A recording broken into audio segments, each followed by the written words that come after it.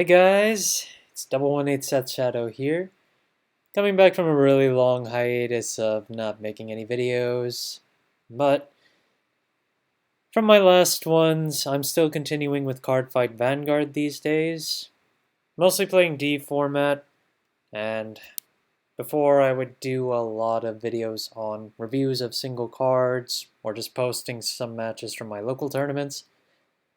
Today I'm going to do something different, and go over go over sets from the standard format, the D format.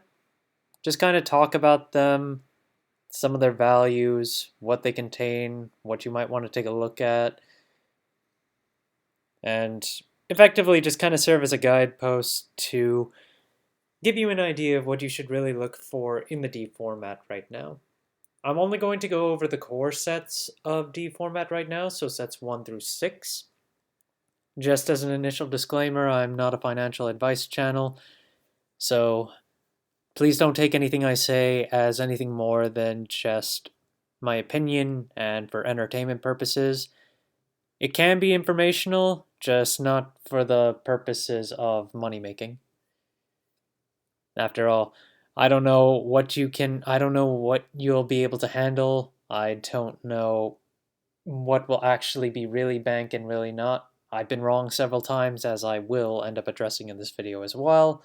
So please don't take this as any more than information. And with that, let's get started.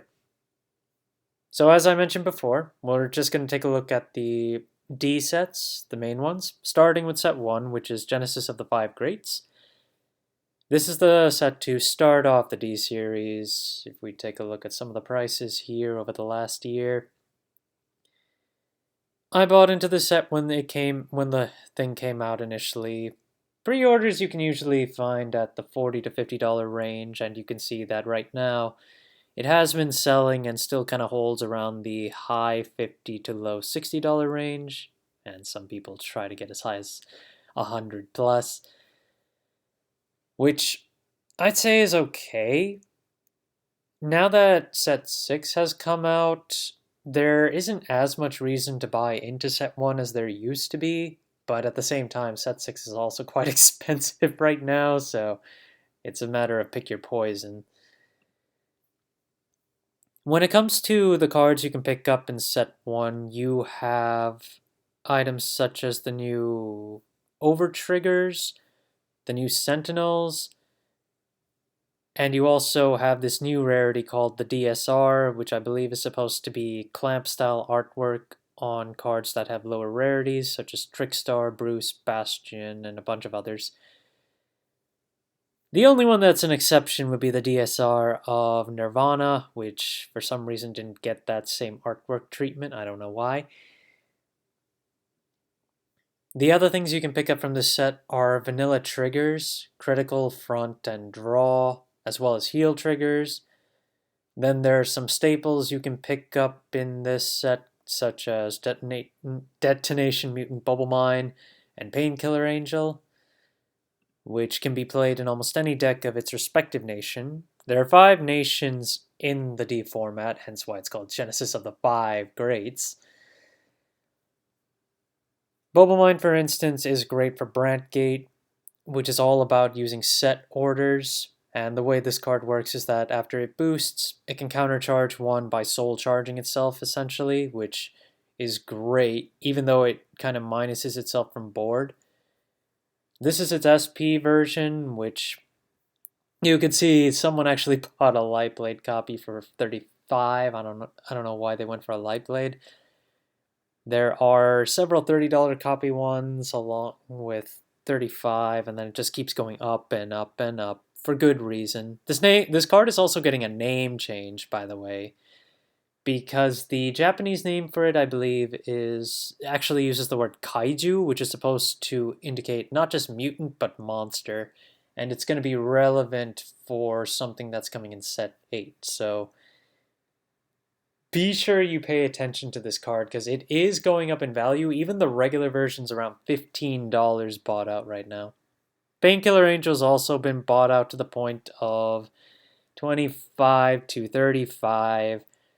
because it's being played in the Youthberg red line right now, but it is a generic staple you can play in a bunch of other Cater Sanctuary decks, like Tegrea, or... I mean, I remember some people played it in Bastion, but I really don't think you play this in Bastion at all. You could play it in the Blaster engines, which came out later, and I'm going to talk about too. Actually, why don't we just talk about those right now? A Brush with Legends, the second booster pack of the D series. Now, to be fair, I thought this booster pack was going to spell the end of the D series right away. You can see that the price has kind of, what do you call it? It's like a U it's like a U shape the other way around. But it ended up going closer to the $40 mark, and you have to remember, pre-order prices for these boxes are usually higher than $40. This pack fell out simply because it does not have that much value in it. If you can pick it up under $30, it might be okay. It might. But I probably wouldn't even pick it up unless it was $20 or lower. Dragonic Overlord and Blaster Dark make their first entry into the D format with this set. This is the reason why I thought this would spell the end of the D format, because Bushiroad started relying on the nostalgia aspect of Cardfight Vanguard starting from set 2, which to me seemed like a huge turnoff. And as you saw, A Brush with Legends now has a box price sitting around $30. It's not holding value very well. The only reason you would even go into this booster set anymore, in my opinion, is for these new front triggers that are in here. The front triggers have an effect where if the opponent's Vanguard is grade 3 or greater, it gets shield 5k plus. This set does not contain any triggers other than the front trigger. So if you're trying to get vanilla triggers, don't go for this set because you will not find any in the set. The value of these front triggers ranges. They range from 15 all the way to 50, depending on which nation they're from.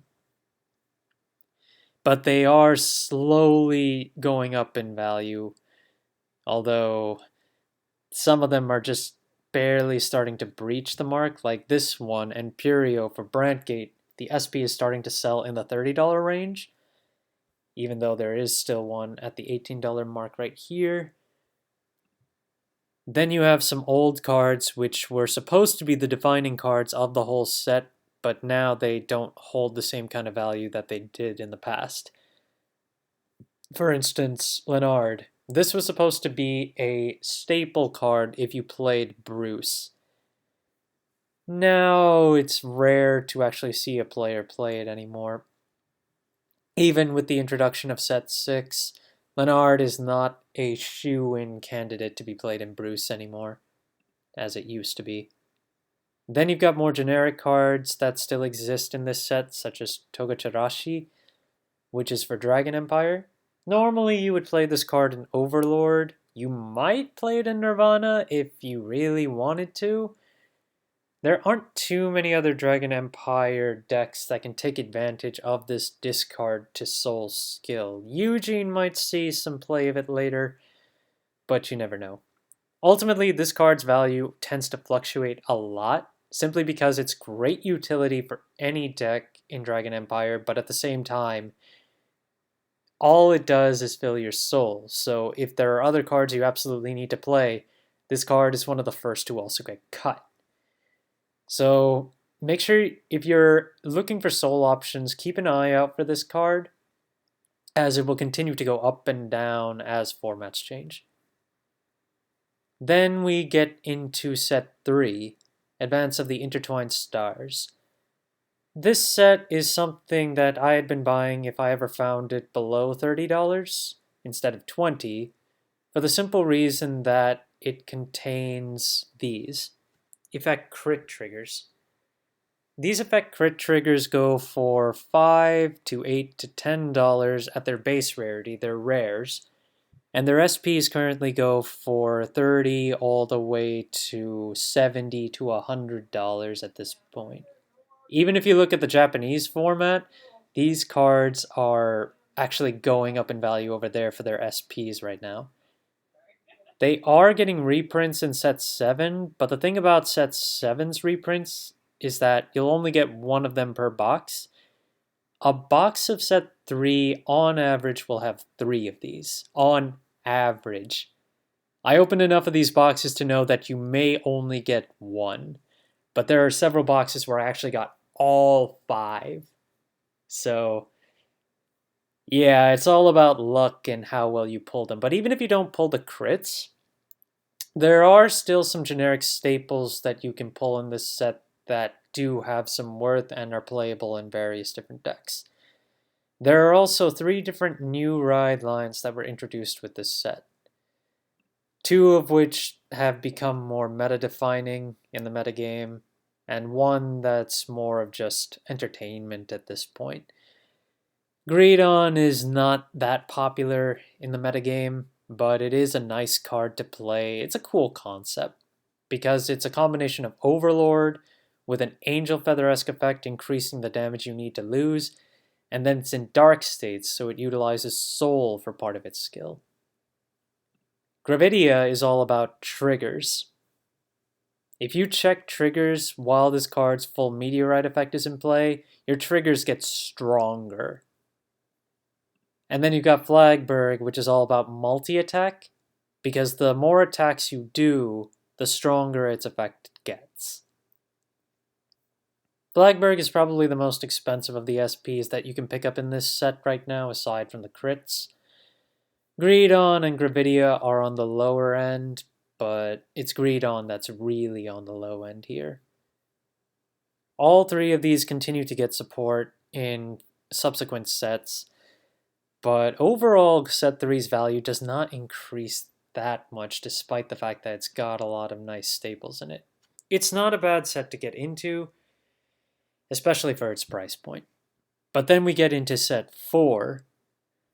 This set, if you take a look, this one fluctuated for a little while and ended up going back into the 40s very, very briefly over the year. And now it's back up into the 50s range. I think it only had 1 reprint, but this one introduces quite a few things. First off, though, it does not have any new ride lines in it, but it does have effect draw triggers. Just like with the front triggers and the crit triggers, all the draws have the same effect. They get 5k shield if your opponent's Vanguard is grade 3 or greater. So, something that players had been looking forward to for a while, which would be that draw triggers are now not just a simple 5k shield anymore. These draw triggers as SPs are getting bought out these days. Just like in Japan, they're now starting to get up into the $60, $70, and close to the $100 range. There are some you can still pick up in the $40 range right now, and depending on how pressure is on the sellers these days, because some sellers are really increasing their prices on these, but they're just not, but buyers are not biting. So you will have to keep an eye on the SPs. The regular ones are also going up in value, but they tend to stay around the $5 mark, with the exception of Cater Sanctuary because Youthberg, and I will go over that in more detail later. The other thing you're going to get in set 4 are grade 4s. The grade 4s are upgrades for most of the ride lines that you can find from the trial decks. So you have it for Nirvana, you have it for Bruce, Bastion, Seraph Snow, which is this one right here, Seraph Pure Light. And all of these forsake the Persona Ride mechanic to instead gain triple drive. And they have pretty powerful effects. Between all the grade 4s that you can pick up in this set, the ones that really became very meta-defining with this set are Seraph Pure Light and Magnolia Elder. Magnolia Elder was so popular to the point that Bushiroad issued a restriction on the deck where you can't play one of the other cards that comes in this set if you're playing Magnolia and Elder, which is Inlet Pulse Dragon. That card was intended for Flagberg, but It was so generically built that it could be played in almost any Stoichia deck that does multi-attack. In terms of the value of the singles in this set, you really gamble when you open up a box of this one. After all, there are several SPs and a few triple Rs that are just not worth the now $60 price tag on these boxes. As I mentioned, the draw triggers are kinda $3 to $5. Oh, Prorobi actually went back down. I guess players are anticipating the reprints from set 7, but I'm sure most of them will have a rude awakening if they did what they do in Japan and only give us one copy per box. But we'll see what happens. But as you can see, some of the cards you can pick up here still don't even bypass the $10 mark, whereas there are some other ones that just really exceed value. Inlet Pulse apparently also just fell out. It was $25 minimum for a while, and its market price is also up there. Pure Light is still holding around that point. Brainwash Swirler is also up there. Effectively, if you can pull these, you really did well on your box. Now let's go to set 5. Wait a sec. Oh man, I didn't see this. I was not paying attention to this. Okay. So apparently set 5 is now what, the most bought out set of the D series? Maybe? If we look at the past year, this set came out in April, dropped all the way down into the 40s for a while, and now it's creeping back up. Unbelievable. I did not expect this set to sell this well. It brings back nostalgia, as you can see from the picture of the box. Overlord the End, Majesty Lord Blaster, and Phantom Blaster Overlord all make a return in this set. And the title of this set coincides with the original Awakening of Twin Blades, as well as the original set 1, which was Triumphant Return of the King of Knights. So it was almost like a combination of set 5 with the brought back units, and set 1 of the OG set with the title. This set has a lot of stuff in it. It has 5 new ride lines, as well as support cards, a new heal trigger with an effect attached to it, the nostalgia improvements, which technically introduces 1 new ride line in Blaster Blade, so you technically have 6 new ride lines in this one. There's a lot you can pick up in this set in terms of SPs that maintain a lot of value, command a lot of value at this point. For some reason, glitter, just the new glitter concept for the main 5 ride lines that you're going to get is really popular and has driven up the value of a lot of the triple Rs and even some of the double Rs to this point. But that's exactly the reason, I suppose, why the box is now in the $80 range. Although you still have one seller at $6.969 for 8 boxes of it, but then $15 shipping. Yeah, I initially thought this set was going to fall out for a few reasons. One, it was another one that had to use nostalgia to kind of sell itself. The second is that this is the first box of the D series that doesn't guarantee you an SP. Boxes 1 through 4 always guaranteed an SP in its box. This one doesn't. Instead of getting an SP, you might get what's called the 10th anniversary rare. Every box already has one of these, but you might get a second one in place of the SP. As I mentioned before, you have Dragonic Overlord the End, Phantom Blaster Overlord, and then Blaster Blade makes his return in set 5. Now, going on to the most recent set in the English format, set 6, Blazing Dragon Reborn. This set has also been bought out, and it's only been out for 3 months. It's only been out for like, no, that's not right. It can't have been 22nd, 20.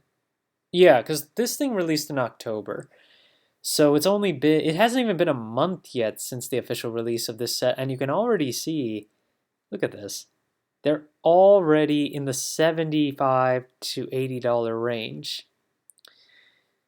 This set was bought out real hard for several reasons. So, one of the things you have to consider is that it introduces the new Youthberg ride line, or rather, support for the Youthberg ride line that came in a trial deck. This is a really, really popular ride line that a lot of players are trying to get their hands on right now. It's going to get incredibly strong in set 7 and effectively become like a tier 0-esque deck. You'll essentially, in the Japanese format, the vast majority of decks you're going to see topping right now are Youthberg decks in single tournaments, along with a few others, but this one pretty much takes the cake. There's a new Nirvana in this set as well, which also introduces a new overdress concept different from the original one. So the original Nirvana used overdress, and this one uses what's called crossover dress, which uses the same trick star between the two of them, but this one uses a prayer dragon too. So the triple R version of this card and the triple R version of this card are pretty high right now. Youthberg sits around the $30 mark, whereas Nirvana is making its way up to the $20 mark. This set also reprints Perfect Guards with the exact same skill as the one from set 1, and it also makes another printing of vanilla triggers. It also reprints the over trigger with the same ratio of pulling it like set 1. But there's no longer an SP in these boxes. Now what there is a frame rare and an FFR, a full frame rare. The frame rare is guaranteed 1 per box. You may get 2 more often than not. And the FFR is going to be every 4 to 8 boxes. The DSR still exists. And then you have a lot of moderately sized value double Rs in this set. And then the triple Rs tend to be fairly valued overall. Pretty much all of them are at least in the $10 range, with the exception of a fair few. But given that this box is now $75 with a reprint that's coming out in March of 2023, it's going to be a while before these cards will go back down in value. And then there's also this concept of the World Origin Rare, which was introduced in set 4. In set 4 and 5, we got World Origin Rares for heal triggers, just vanilla heal triggers. But in set 6, we have a World Origin Rare for the over trigger. Ours is Cater Sanctuary. Other nations, I'm not sure, but effectively we'll only be getting the Cater Sanctuary one in English printings of this set, which means you're never going to see a World Origin in English unless it's Cater Sanctuary. The World Origin itself is not that much right now. It's about $3 to pick up. It has the same exact effect as the regular Cater Sanctuary over trigger. It's just a different artwork and a different texture. It's pretty nice, but if you're just looking to pick up, in fact, you might want to consider picking that up instead of the regular over trigger for Cater Sanctuary, which is just a little bit lower, if not the same, as the World Origin. Because this is just a reprint of the one you can get in set 1. If you really want this one, for value worth, you might want to consider looking at the SP from set 1 instead. That's all I've got for you today. I hope you enjoyed this. As a recap, it was a talk over sets 1 through 6 of Cardfight Vanguard Standard format. More or less, this was supposed to be an overview of those sets, I will start doing some more market watches that delve deeper into certain cards over the course of the D format and kind of discuss their value a bit more. But that will be the next video that I make. Hope you enjoyed, guys. Thanks.